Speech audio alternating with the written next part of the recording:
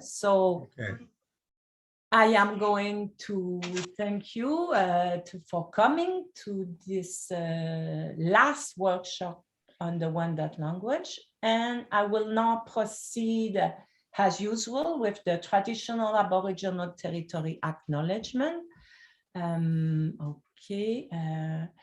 As we are not all gathered in the same space, we recognize that this land acknowledgement might not be for the territory that you are currently on. Si c'est le cas, nous vous demandons de prendre la responsabilité de reconnaître le territoire traditionnel sur lequel vous vous trouvez, ainsi que les titulaires actuels du traité. We recognize that many indigenous nations have long-standing relationships with the territories upon which York University campuses are located that precede the establishment of York University. Glendon, en tant que partie intégrante de l'Université York, reconnaît la présence sur le territoire traditionnel de nombreuses nations autochtones. The area known as Toronto has been taken care of by the Anishinaabe Nation, the Haudenosaunee Confederacy, the Huron-Wendat Nation. It is now home to many First Nations, Inuit, and Métis communities.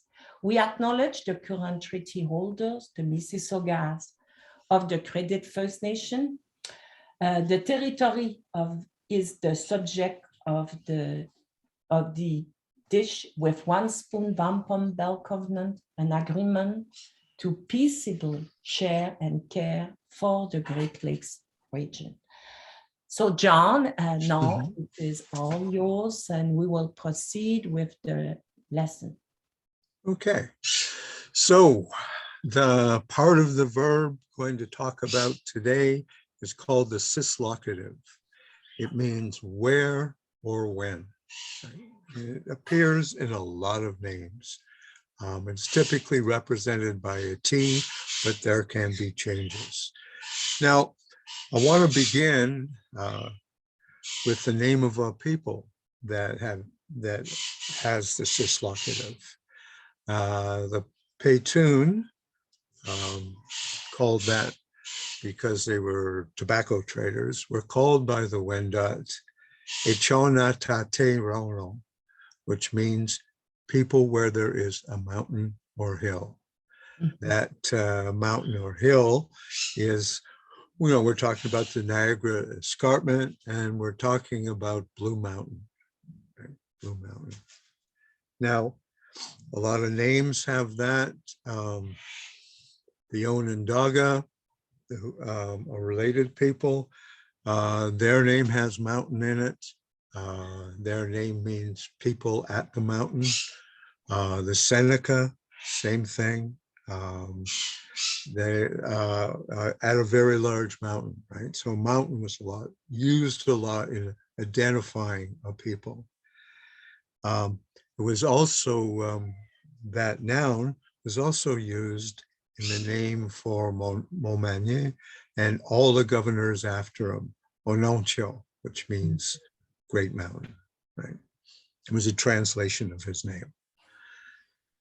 Now, okay, so that's that beginning there. The next name showing you that it means when as well as where is Ta'oreshe, which means when day is going to dawn, when day is dawning, right? They don't have a noun, dawn. They just, because they have the action of dawning, of sunlight coming. Okay? So, and it's used with several names, right? And it's a powerful occurrence. Therefore, you find it with names. And like I say, it's when. All right. The next one, Taratonde, he is at the point of going. Now, one of the most frequently used verbs in the Wendat language is the very basic verb a, which means to go or come or to walk, right? It's very commonly used. And here we have a fairly long word in a way. There's 1, 2, 3, 4, 5, 6, 7 parts. And it's a when. And it uses the sense of, he's just about to go. He's just about to be moving. He's not there yet, but he's going to be. It's expected. He's there at the point of, right? Hence the translation. Okay. So it's a little bit complex, but the meaning is fundamentally clear. All right. Still with me? Okay. Yes. Okay. Now, again, here's a name that has a very common element in it, wend, which means voice or word. It is found in a lot of expressions. I'll get to that. But right here we have, it is at the end of their words, voice, right? So it's a location, right? Now, the ayo, the ones or there is a pronominal prefix called the indefinite.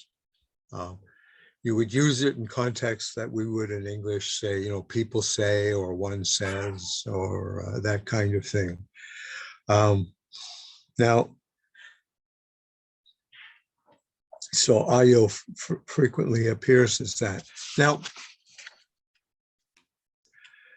the thing with that noun is that noun appears in wend appears in a lot of contexts, right? It appears, again, frequently, quite frequently. Now, so shifting to the second page, we have this term, it is at the end of one's or their word, their voice. So it's the conclusion of people speaking, right? So that is what the name means. It's at the end of the speaking, at the end of the presentation, whatever it is. And because they're an oral people, you have a lot of this. Now, this is in a word that came to have, one of the things that the Jesuits had to do is come up with a word for God, because the Wendat didn't have a belief in a singular creating God. The term they uses this, Hawendio, which means he is great in voice, word, or authority. Traditionally, like prior to contact, it would be used for the person who is in charge in a particular situation. Like if you were leading a raid, you would be a man, you would be Hawendyo.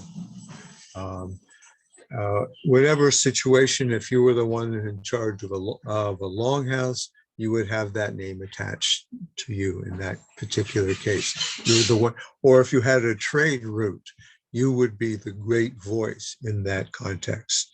So it's, in a way, it's kind of the most powerful statement of different statuses of people that the language has. They don't have commanders because there is no verb to command, but here, this is a powerful statement. Now, and it went from Wendat, as the Jesuits went to the other Iroquoian people, it became the word for God for them as well. So you find Mohawk versions, Onondaga versions, many different versions of this same name. So it became the term. Now the EO, just as a reminder, is the same EO that's in Ontario. That word that means it is a great lake, right? I don't know why, but I've seen Ontario translated as beautiful lake, which it isn't. And it wasn't called that. It just means great lake.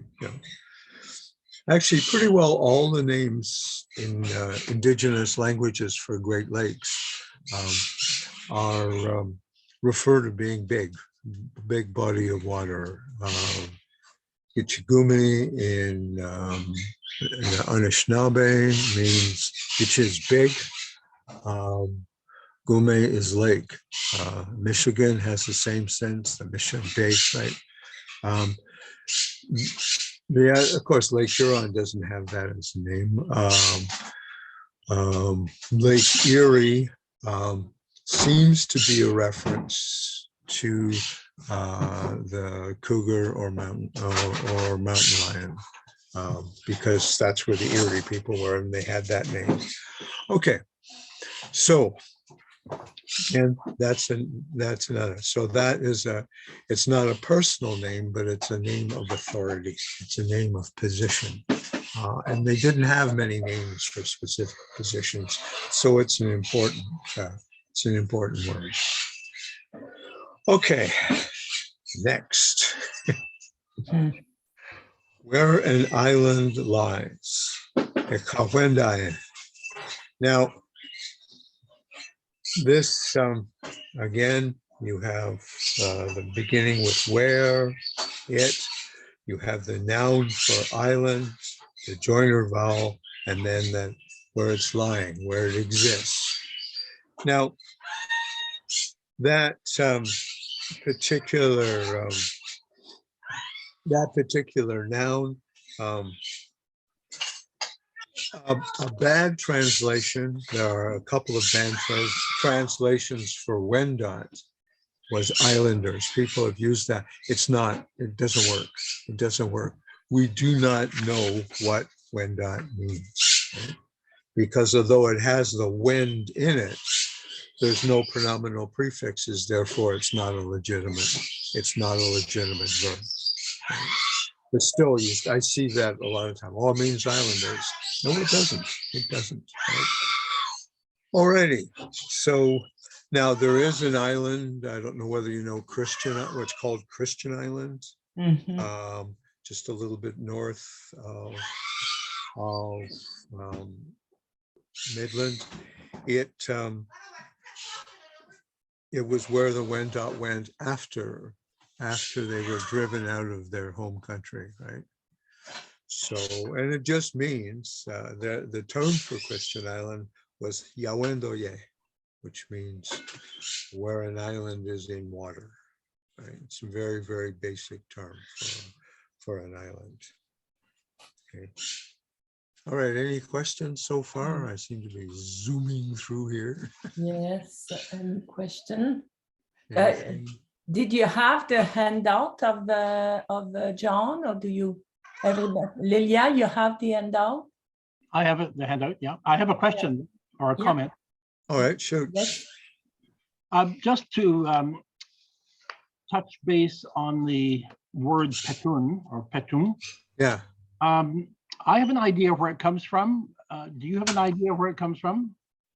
Well, it comes from a South American language, I believe. That's right. Yeah, and refers to tobacco and other things, right? That are related to tobacco. Though they were called that by the French because they were tobacco traders. They did very well in the tobacco trade. They didn't grow tobacco there because it's not prime tobacco territory. People don't grow tobacco there today.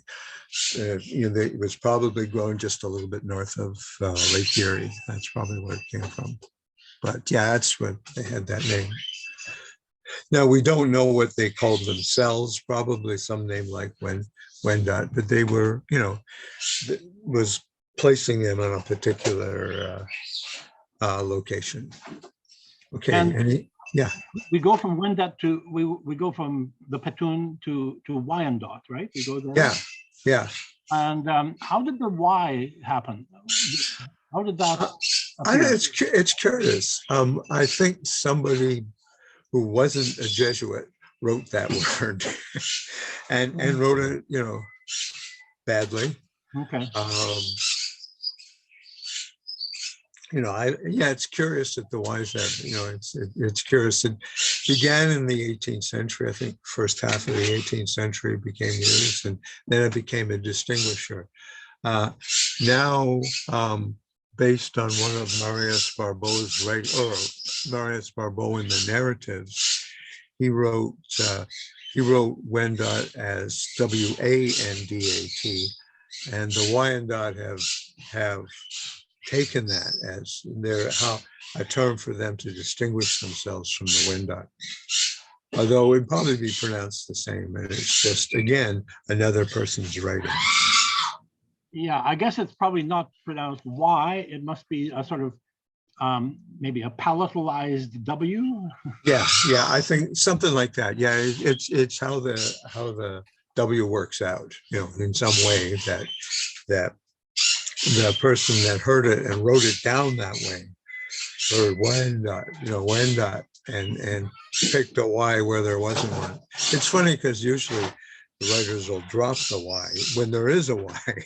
So this is curious that they added the Y there, but you get used to that kind of thing. Okay, thanks for that. All right. Okay. Okay.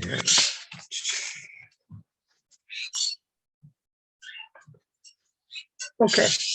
Now the next one is the term Kendahiwaka, which means where there is a short knife or short knives. It's curious that the location is there, but what makes me think about that name is that it was about a location, and the person was at that location, and it could be, I think there was only one person that I know of that received that name, so it might have been a nickname because, as names went, there were clan names, and often they came from part of a story, but there were also nicknames that only one person had. And this may be one of those, that it related to some key part of that person's life, maybe where the person was born, hence the name, right? So sometimes we don't know. I can only say it's a clan name if I see it repeated over and over again. I'll say, clan name. Nickname, like the famous Kandearong. No, it was a nickname because only one person ever had that name, as far as I know, which is interesting because he was such a powerful, influential person, and yet only one person had that name. I wonder what his clan name was, but anyway. So here we have a case of a short knife. Now, the what I call the diminutive aspect suffix at the end refers to something being small. Now, it is used when you're talking often about in names for younger relatives. The A will follow, and for pets. So it's a kind of used in a kind of endearment sense as well. Now, I've thrown in the opposite that. There's also a name. It is a very long knife. Same word, same noun for knife. The repetitive is used.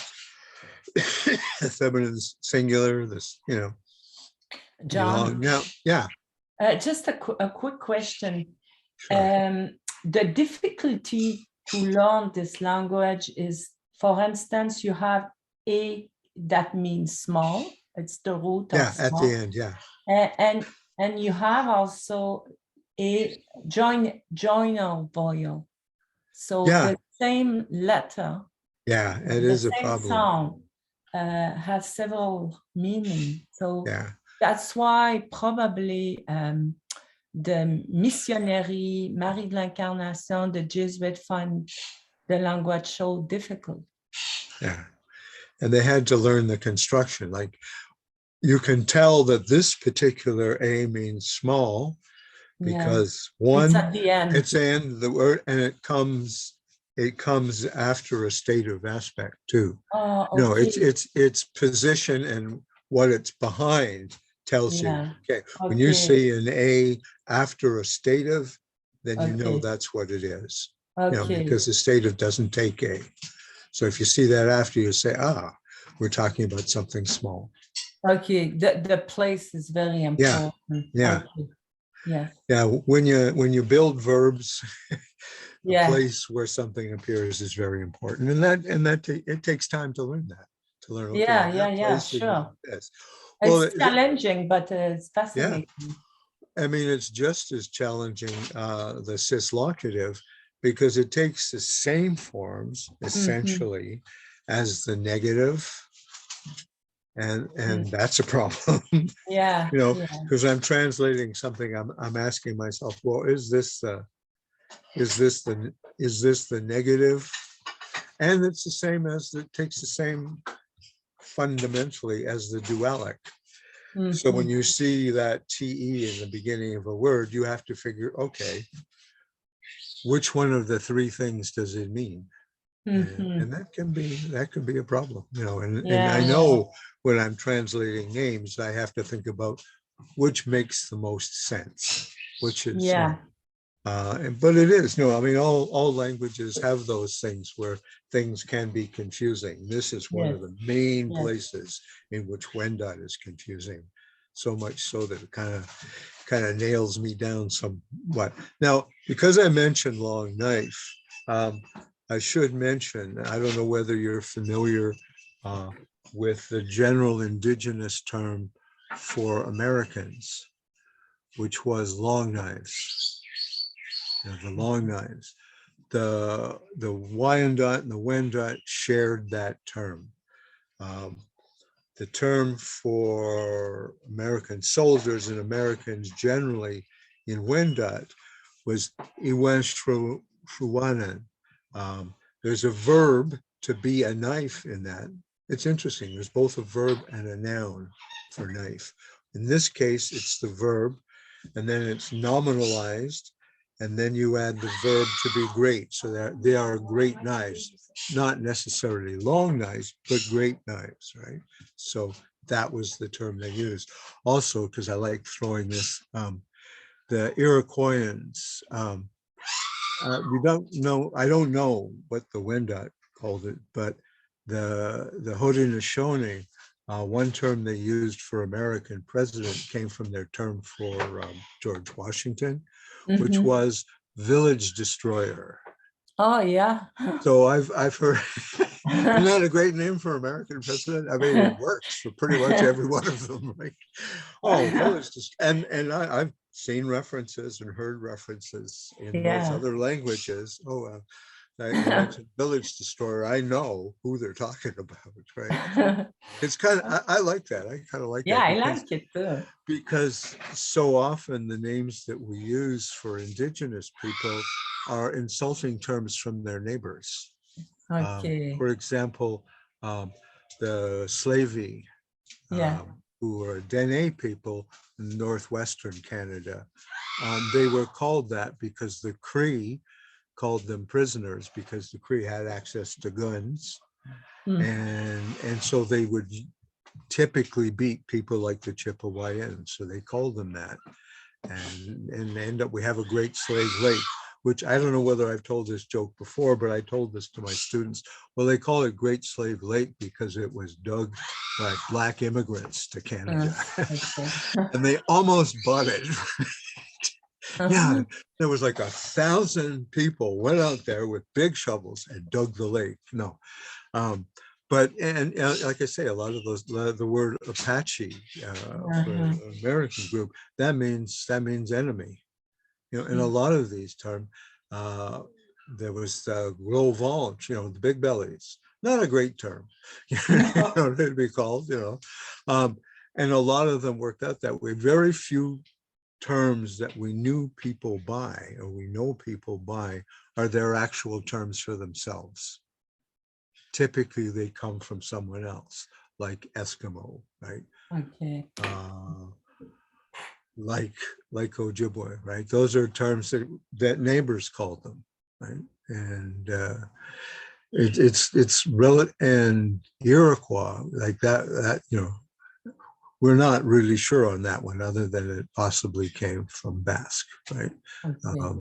And the Sioux, that was that was really bizarre. The Algonquian people called people who didn't speak Algonquian language Nadaway, which means snake.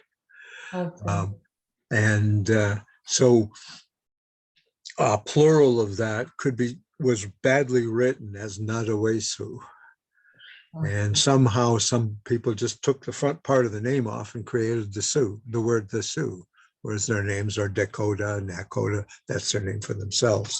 So as I say, it's nice here that its turnaround is fair play here, that the president gets called village destroyer, right?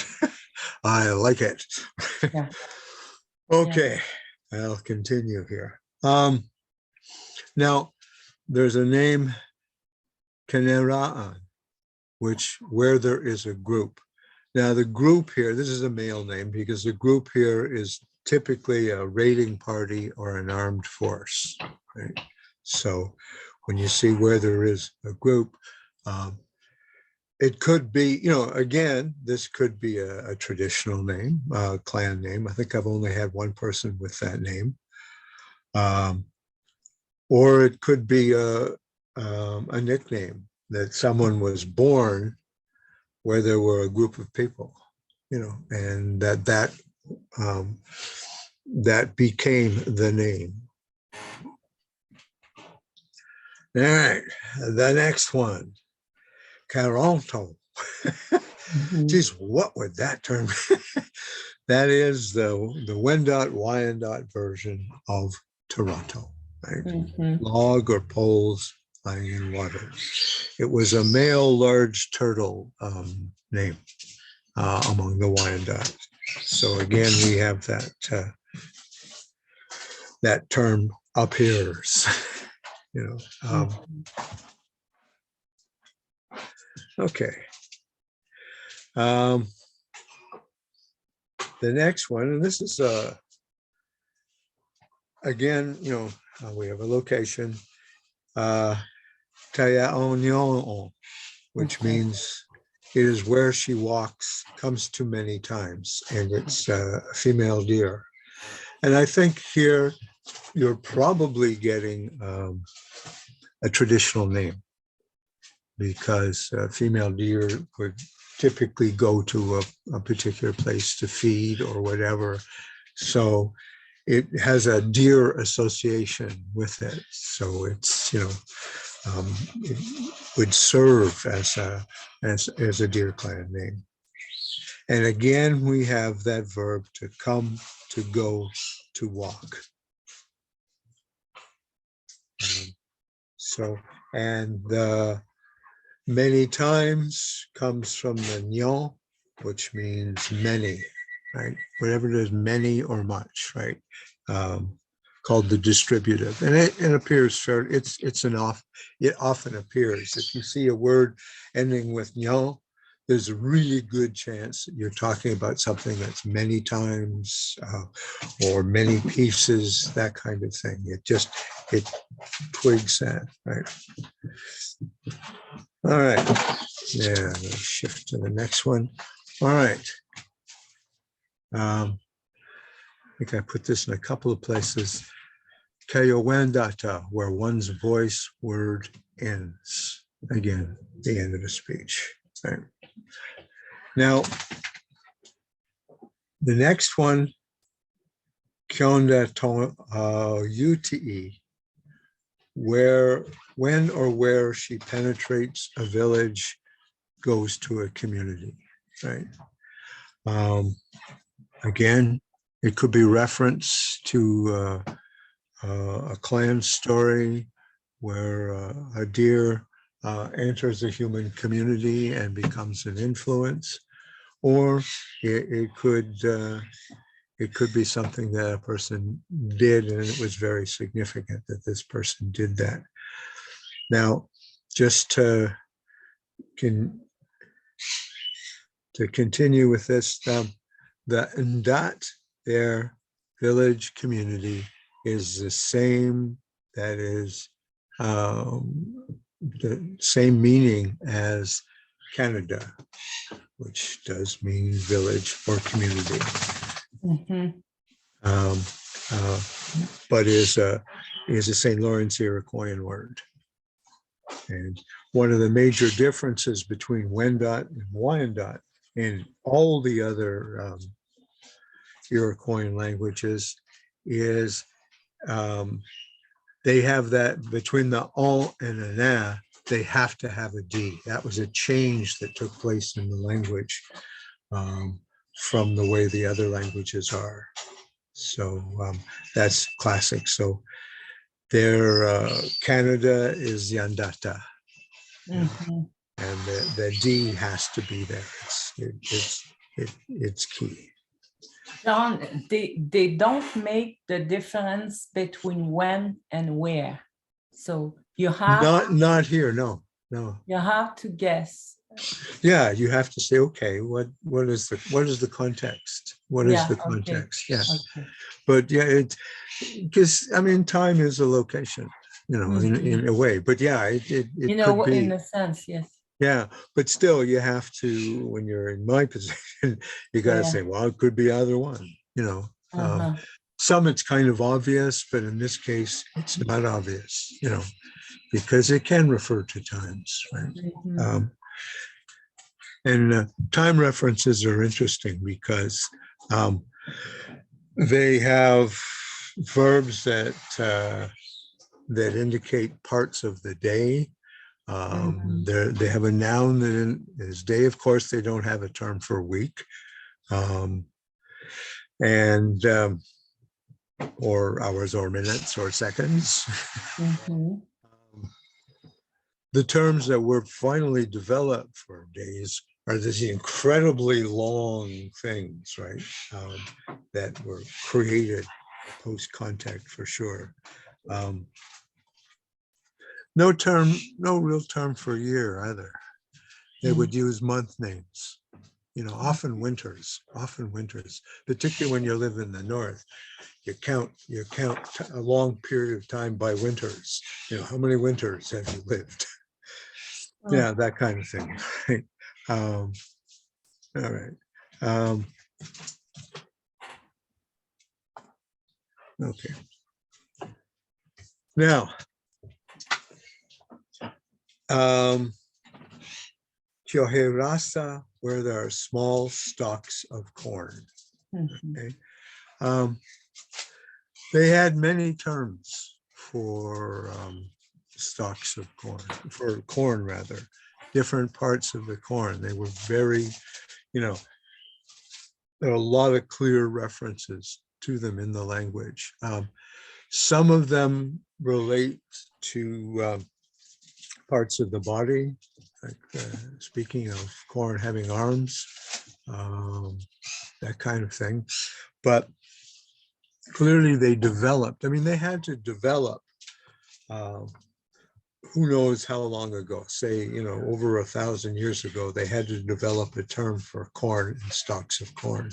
So it would come from something else, it would be something, but because they had to develop a vocabulary for what became their most important food. One of the, and like I said, well, one of the problems I have yet to solve in looking in research is where the word for beans came from, because they have what appears to be a unique term for beans. It was the last of the three sisters to come, right? The last. Okay, so, and there are a number of names that refer to stalks of corn that are male. It was kind of curious to me because while grinding corn and female tasks related to corn are female names, but for a stalk of corn, it seems to relate to a male. It may refer to, maybe they played a role in planting the stalks. I don't know, because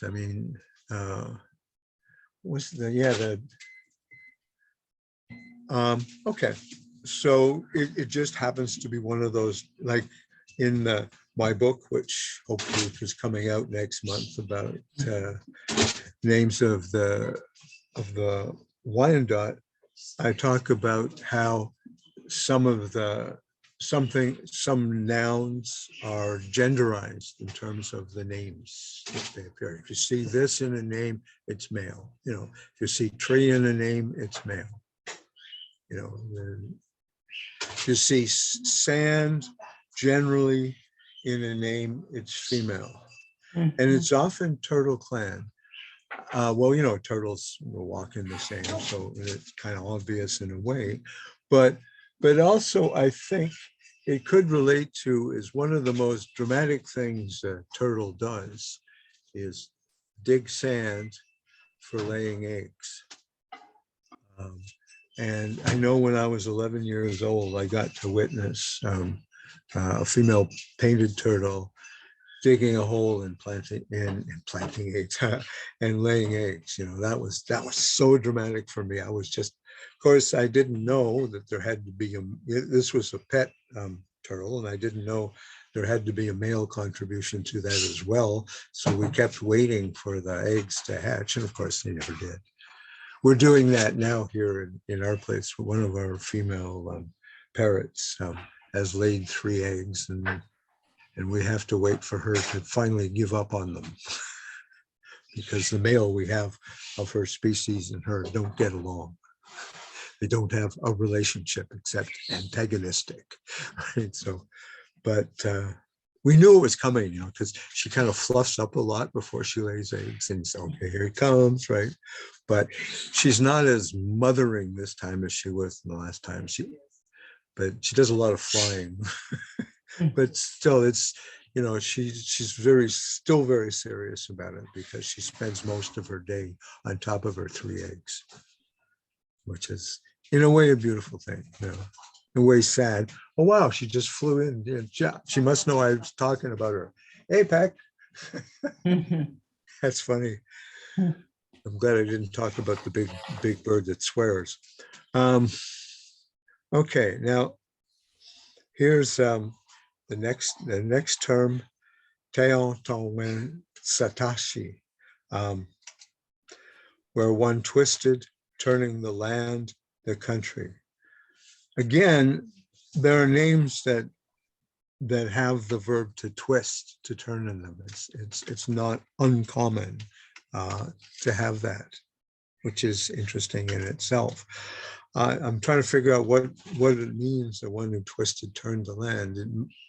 It may refer to a time, you know, in mythic time, when the twins were kind of recreating the world, one creating, the other destroying. Maybe it relates to the so-called bad twin, that story, and it was taken on as a clan name. I could see that happening, right? I could see that happening. Okay, so, but again, you know, it's common to see that. It's, you know, it's a lot of people have twisted names. Okay. Now, the next one relates again to daylight. So, Teorandi Hake, when or where daylight continues to come. That's a real mouthful as a name. It's talking about, I think, I don't know, I think it's probably when, but I can't say for sure. But I suspect that it means when, that, you know, this is the time of the day when the light is coming, and it's coming more and more. So it's referring to, say, later on in the morning, as opposed to the term for dawning, right? So it refers to a part of the day. So yeah, so the verb is for day or for daylight to come. I've seen it used generically to refer to morning. You know, when I see that verb, I think, okay, it's talking about the morning. It's talking about the morning.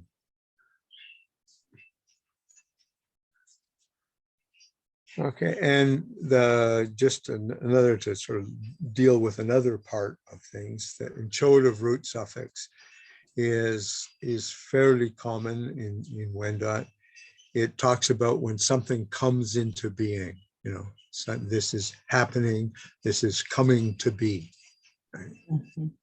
So it typically comes with the stative because that's talking about an ing, talking about, something is continuing, something is happening, it has an ing built into it. Alrighty. Now, axe. Term Okay. for now, axe, unsurprisingly, appears with male names a lot, right? Because an axe was primarily a tool for men. So Mhm. this one, Tawashruwane, where there is a large axe. I suppose it could mean when there is a large axe. I hadn't thought of that, but I'm saying where, but and Ashra means, the noun there is axe. Now that's a standard verb to mean to be large. Owana means to be large generally, and it's in a state of being, right? Okay.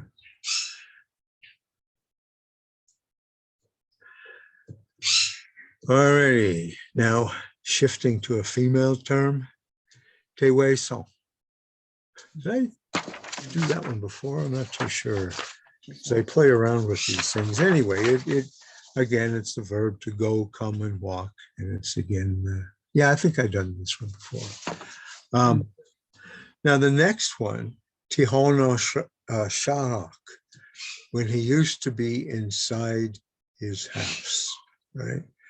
So I think it's another 7-part name. You don't generally have a name that has more than 7 parts. What I refer to it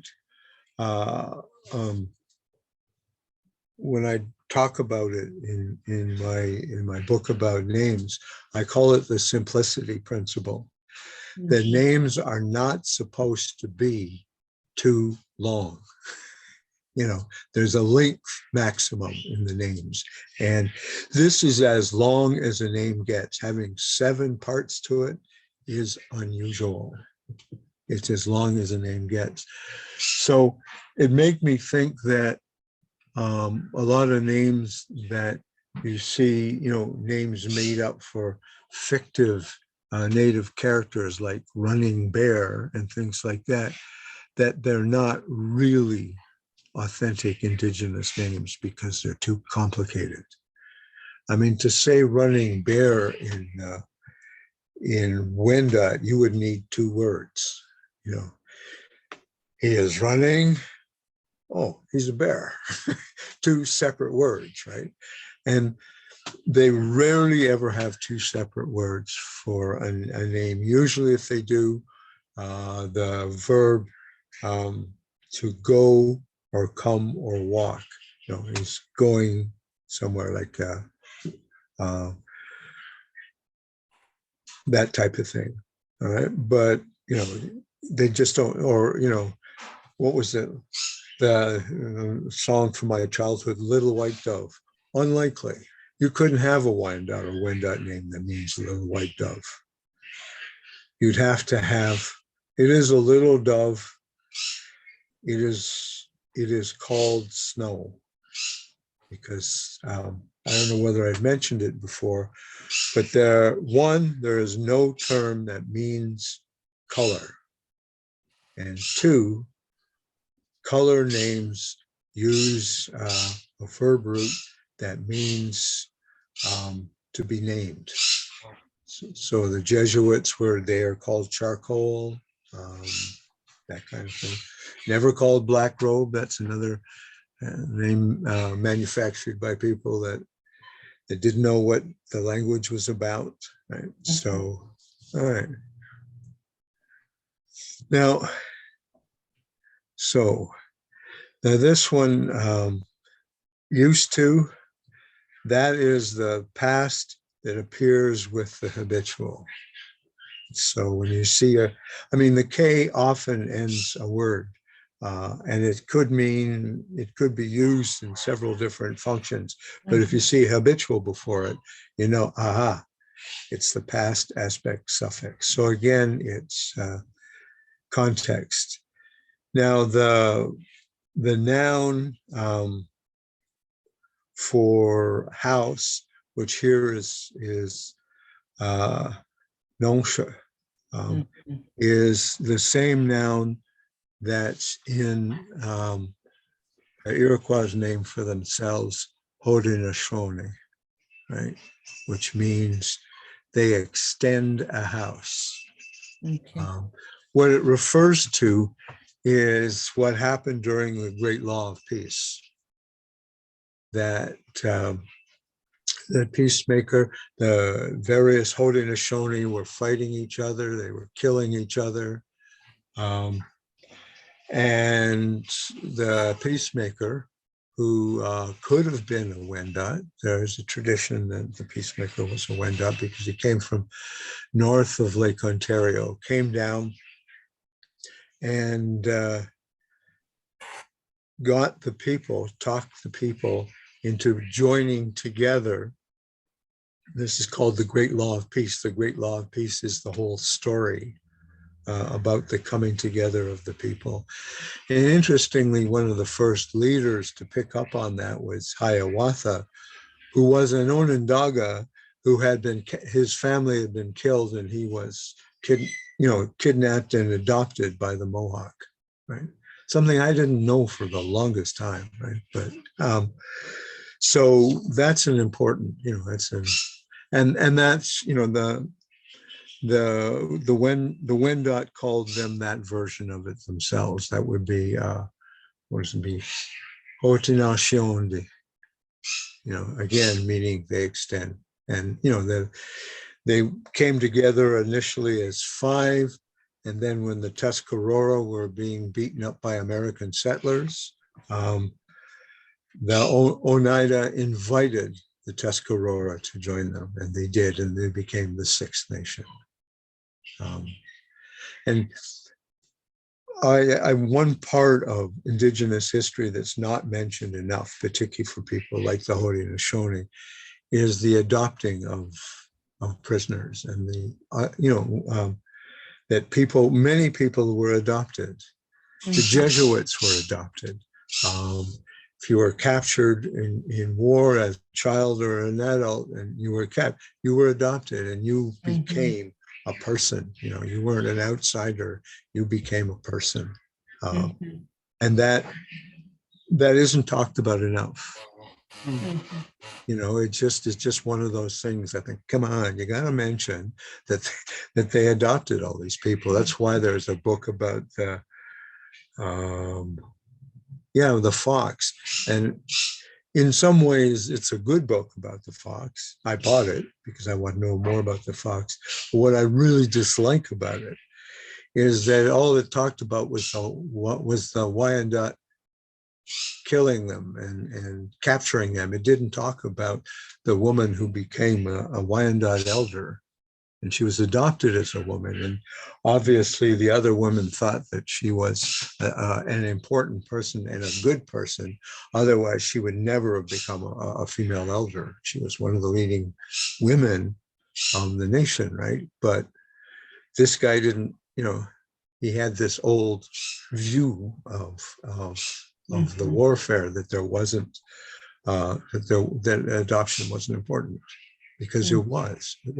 Yeah, a lot of people get killed, but a lot of people get adopted. One of my classic examples of that is the great Mohawk leader, Joseph Brant. He had Wendat ancestors, both on his mother's side and on his father's side, who had been adopted in the 17th century. So he was part Wendat, and that's important. John, just to come back on what you are saying, The Algonquin Indian also adopt prisoners, like Iroquois. His name. He adopt a prisoner, and Sagar in Histoire du Canada is talking about that. Yeah, they would do that, particularly, And there's a very good account of Radisson, Pierre-Esprit Radisson, who was adopted for 2 years by Mohawks. Yeah. And he wrote about it when he was, he went from the French to the English, then back to the French, and back to the English. But a lot of what we know about the experience of 17th century captives who were adopted is from Radisson. Right on. Well, that's good. I like that. Because Radisson was a hero of mine when I was a child, right? Because they had the CBC series about him, and I thought he was the coolest guy around, right? So I'm glad. It was pretty, anyway. Thank you. Funny, you're the heroes of when you're a child, but he was definitely one of them, more than the American versions, like, no, I like Radisson. He's one of our guys, right? Okay. So the next name, the last name, Tiondas Shara, where she or it is on top of the sand. And I put probably female here because there's sand, and the reference to, okay, this is, and I suspect one of the turtle clans here because of the association of turtles with sand, right? So it's kind of interesting in that way, like, okay, it's got sand in it. And obviously it's not just the laying of the eggs, it's also that they walk on sand and do so fairly well, as I remember from my childhood. So what all these words have in common is that they locate, that there's a location, and that kind of tells you as much as anything else that there's a story behind this. I mean, I really wish someone had recorded more of the stories. I wish Brebeuf had recorded more of the stories, because then you would have, one, more Wendat words, and two, we would have maybe some of the roots of those. You say, oh, okay, so that's why that's a bear tribe name, a bear clan name, right? But the French that they adopted at first, it was, we're borrowing their name and Wendatizing it, like, I always liked that. Guillaume Couture was, even though he was a carpenter, he got named he sews because of the name Couture, right? Obviously, they asked him, what does your name mean? And he said, oh, it means sewing. I said, okay, that's, we don't care what you do, we care, and, Brebeuf's Hechon was an attempt to say Jean, right? And a number of the names. At least one person, I think a couple, picked up the name Yahriwota, which means stone or rock, because their first name was Pierre. So they would be, okay, what does your name mean? And it works that way. And it seems like, so it's kind of interesting. Maybe they didn't want to do anything with Guillaume Couture with the first name Guillaume, because it has an L in it and an M in it, which would be really messy, Wendat wise, right? No, I'm not going to do. Let's just name something, and it has sounds that we have. Actually, in a way, it's a little bit strange, because his name, the URA means it's covered, and they could have changed it just a tiny little bit to make it a Wendat word, but no, at that time, in the 1630s, 1640s, they were into what does your name mean? So it's so. Any questions that you have about names or the language generally? I had a funny thought when you were talking about your birds not getting along. Yeah, So I imagined that if a Wendat husband and wife, yeah. you know, we get to know the other person so well that we finish their sentences. Yep. I was wondering whether there might have been any example of one of these long words. She starts the word and the husband finishes it in the middle. I would think so. I would think definitely when you got a long word, and maybe the person speaks a little slowly or is not sure of the word, you're going to finish it. But yeah, like, I mean, a word can be as many as, I think the longest word I've ever seen in the language had 13 parts. Yeah. Wow. And so there must have been occasions when people pause in the middle of the construction of these long words. I mean, we're giving the impression that they all came out automatically as huge chunks. Yeah, yeah. In fact, there was a lot of mental activity, right, going on at those joining places. That's people right. might start 1, 2, 3 and then back up and do 3 again because they were thinking of a different 4, and 4 required a different morphophonemic joiner vowel or whatever. Yeah, well, yeah. I could see that. I could see that once they got to that, I would think the point would be the noun, right? You've done the noun and you think, well, what verb is appropriate here? I mean, that's the way I would do. I think, what verb should I use with that noun? I think that would be a slowing down part.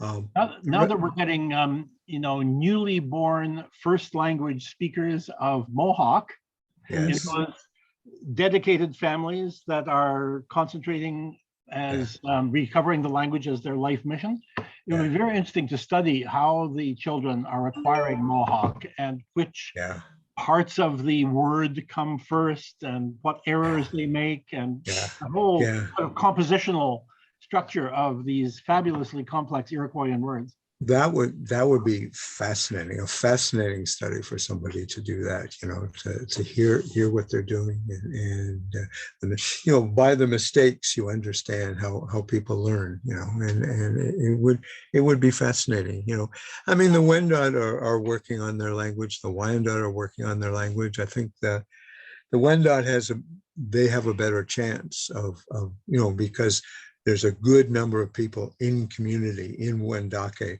that are working on the language.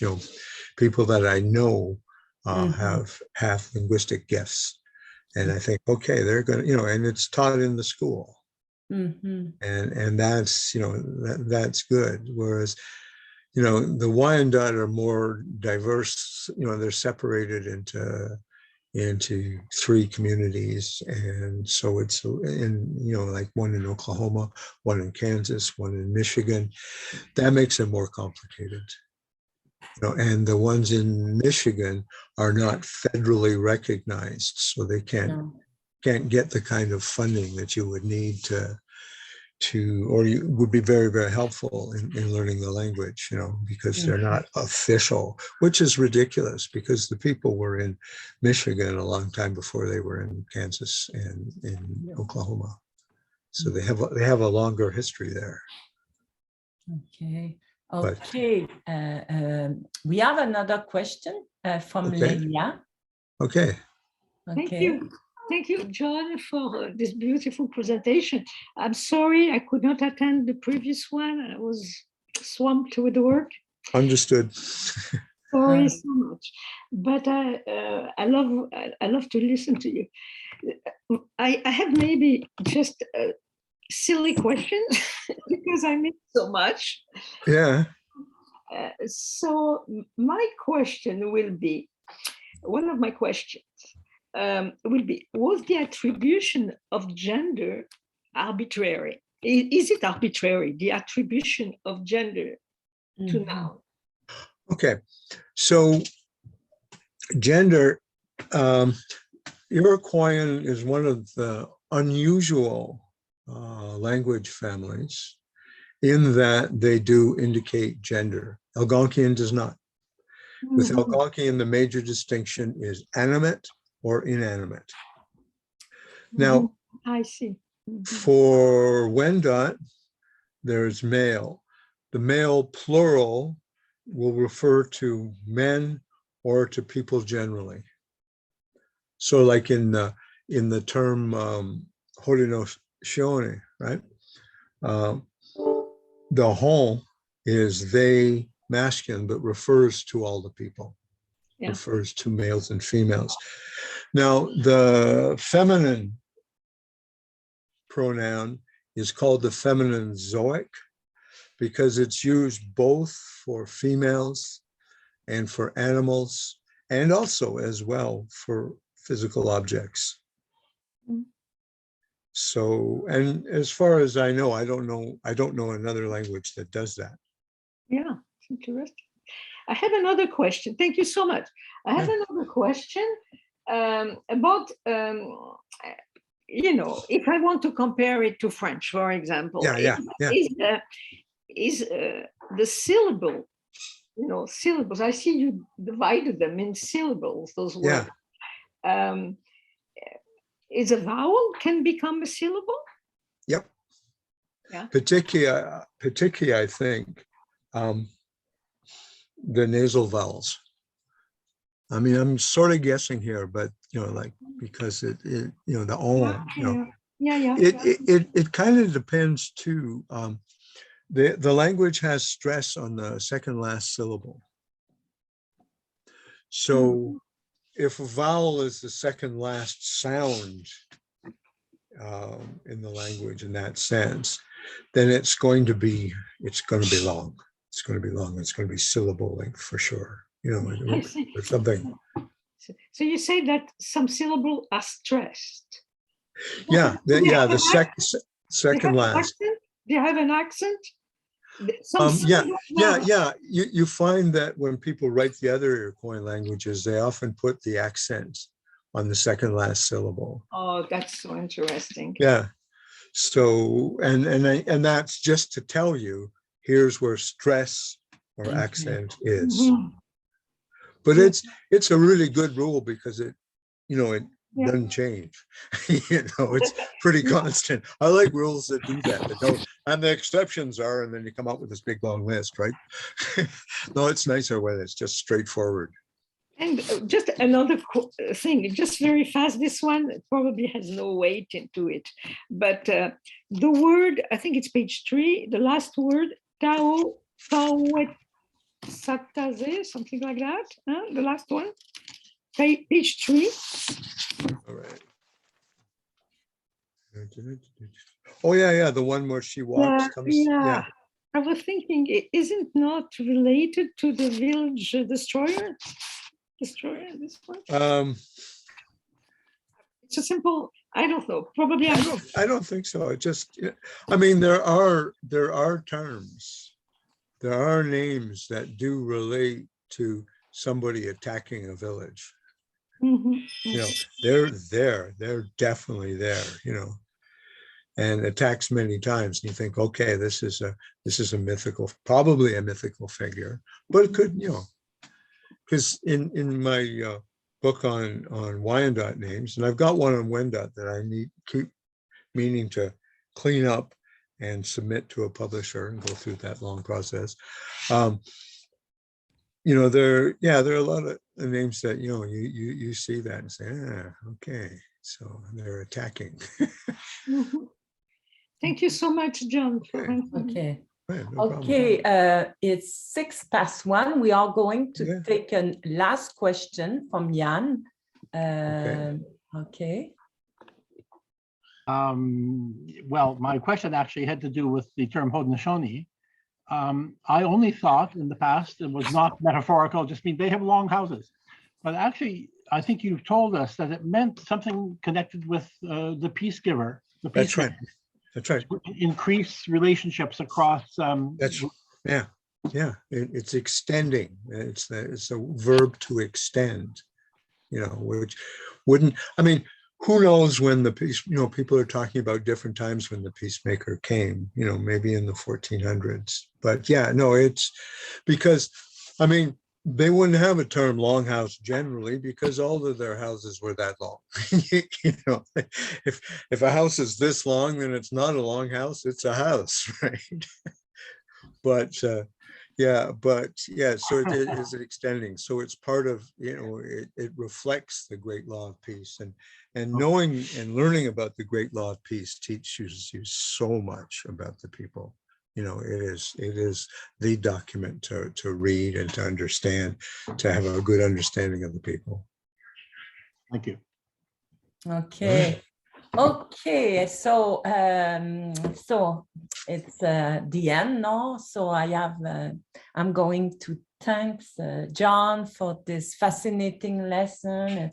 Thank you so much, John, for sharing to us all those precious information about the language and the culture. And it's very, very impressive what you teach us. And I must say to the people that we will send you the link if you want to re-listen it, or if you miss some lesson. Do not hesitate to listen to it and to ask us. And I thanks everyone for coming. And again, I wish everyone also a very pleasant summer. And I hope that we will meet in September. Okay, again,